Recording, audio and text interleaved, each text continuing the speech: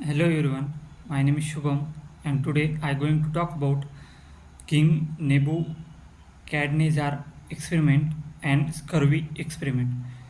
We are going to see first King Nebuchadnezzar experiment. So the uh, King Nebuchadnezzar is of Babylon. It's from the 605 BC to 562 BC. And in the book of Daniel, uh, the scientist who was neither a medical practitioner or nor a researcher or any sorts, but in fact it renowned military leader and the most powerful ruler of his time.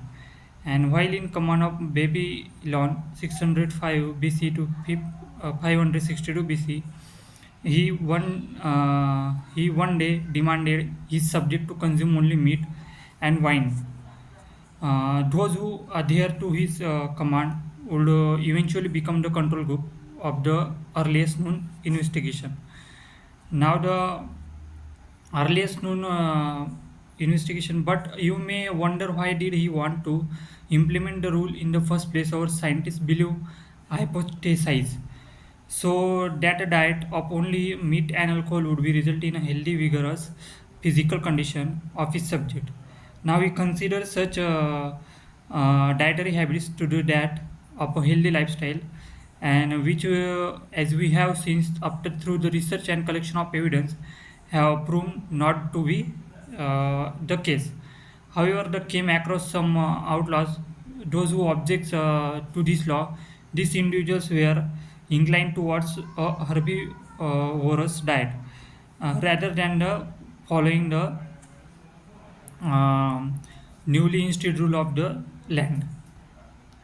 Uh, he was curious to see whether the healthiness of a person differs based on the type of food they consume, and so appears his study group. He grants the Maoris the rights to go on a diet consisting of legumes and water, but only a period of 10 days study period. He orders that at the end of this period, the health and physical prowess of the vegetarian should be examined and compared to that his meat eating followers. Thereby, we come across the outcomes, health well being of King Nebuchadnezzar's study. So, the comparing the health of the individuals in his study group, legumes plus water, and his control group, meat plus wine. The scientists find that the former are better nourished and healthier than the latter. So, obviously, there were no complicated statistical analysis performed by our pseudoscientists, but indeed, he made an interesting observation, which in the many centuries to come after the time will be proven to be scientifically true. So he's concluded his plot and modest experiments to make one of the first evidence-based division and allow the people the liberty to consume a vegetarian diet. So now next experiment is a scurvy experiment. So the James Lynn was a Scottish physician. He was a pioneer of naval hygiene in the Royal Navy by conducting one of the first ever clinical trials, and he developed the theory that citrus fruit cures the scurvy.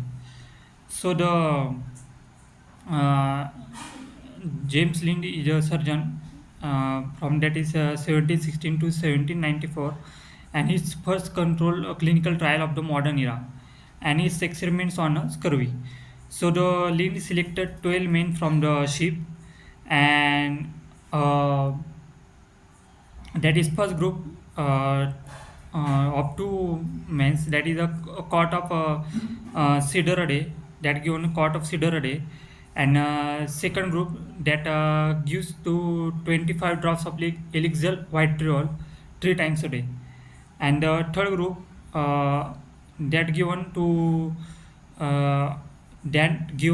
it to two spoonfuls of vinegar three times a day, and the fourth group that given it into it to a seawater, a course of seawater, and fifth one group they given to them two oranges and one lemon given them every day, and the sixth group uh, they given them an electuary recommended by a hospital surgeon.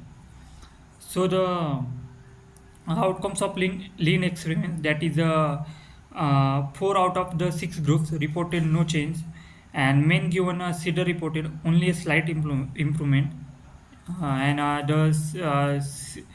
C men fed citrus food experienced a remarkable recovery. So the lean had definitely established the superiority of citrus food above all other remedies. So the treatise of the scurvies, uh, published in 1753.